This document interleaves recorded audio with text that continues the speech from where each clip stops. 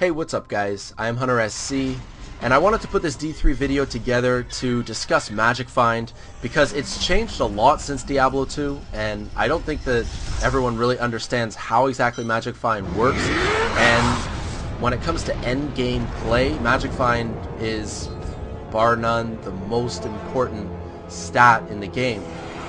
Whether you are, wanting to be really competitive and do the PvP arena, or if you're just a more casual player and you're going to do the solo PvE or co-op or anything like that, Magic Find is going to play a very important role for finding sweet gear and building a powerful character. So, just as an example, we're going to look at my Magic Find. I've got 81% Magic Find.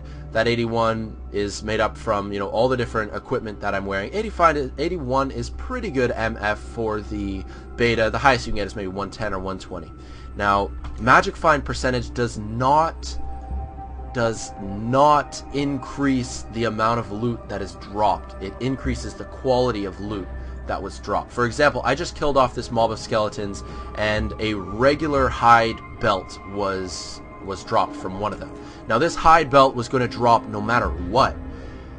This is determined first. The game engine decides, okay, skeleton number 4 is going to drop a hide belt, and then it takes a look at your Magic Find percentage, and that determines the likelihood that this hide belt will actually be magical instead of just the regular one that I found, or rare, or after retail launch, set and legendary. So I think it's pretty obvious why focusing on Magic Find and always having a decent amount of Magic Find equipped is very important when playing through the game, especially during boss kills or killing champion monsters or even rare monster mobs as well.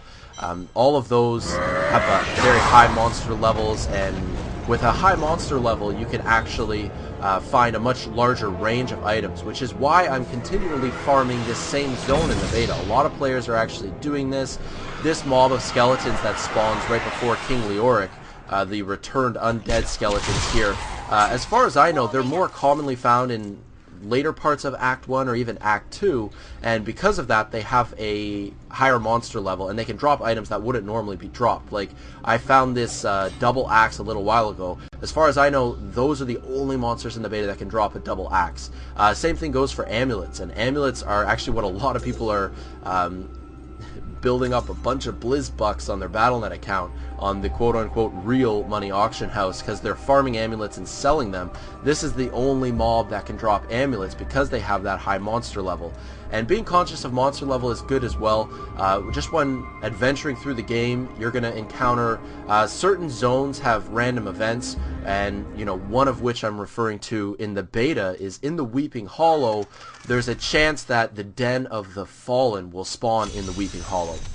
Whenever you find a subzone, all the monsters in that subzone are going to have a higher monster level than the monsters on the surface. So it's often a good idea to clear out that subzone and collect loot that is, potentially much higher level than what you've been gathering regularly.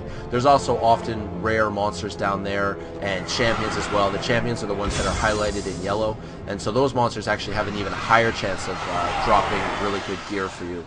So, I mean, monster level is something you're going to be a little less conscious of because, as you progress through the game, monster level is obviously going to increase and more and better items are going to drop, but it's still an important sort of piece to just keep in mind. But most importantly, focus on Magic Find.